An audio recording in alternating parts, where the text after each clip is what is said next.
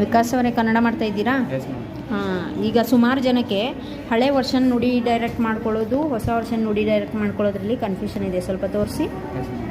ಈಗ ಹಳೆ version open ಮಾಡ್ತೇನೆ ಮ್ಯಾಮ್. ಫಸ್ಟ್ ವಿಂಡೋಸ್ ಬಂದುಬಿಟ್ಟು ನುಡಿ 4.0 ತೆಗಿತೀರಿ. ಓಕೆ, ಓಪನ್ ಆಯಿತು. ಬಂದ ತಕ್ಷಣ ಇದು ನುಡಿ ಡೈರೆಕ್ಟ್ ಎಸ್ ಕ್ಲಿಕ್ ಮಾಡಬೇಕು. ಓಕೆ, ಅದು ಡೈರೆಕ್ಟ್ ಆಗಿದೆ ಅನ್ನೋದಕ್ಕೆ ಇಲ್ಲಿ ಬರುತ್ತೆ. ಓಕೆ, ನೆಕ್ಸ್ಟು ವರ್ಡಿಗೆ ಬಂದುಬಿಟ್ಟು ಸ್ಟಾರ್ಟ್ ಮಾಡಿ. ಓಕೆ, ಬರ್ತಾ ಇದೆ, ಕನ್ನಡ ಬರ್ತಾ ಇದೆ. ಅದೇ ಹೊಸ ವರ್ಷನಲ್ಲಾದರೆ ಹೊಸ ವರ್ಷನಲ್ಲಾದರೆ ಮಿನಿಮೈಸ್ ವಿಂಡೋಸ್ ಹೋಗ್ಬಿಟ್ಟು 6.1 ಓಪನ್ ಮಾಡಿ.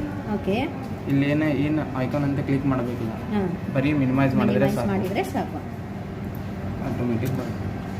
ಕನ್ನಡ ಟೈಪಿಂಗ್ ಚಾಲು ಆಗ್ತದೆ. ಓಕೆ.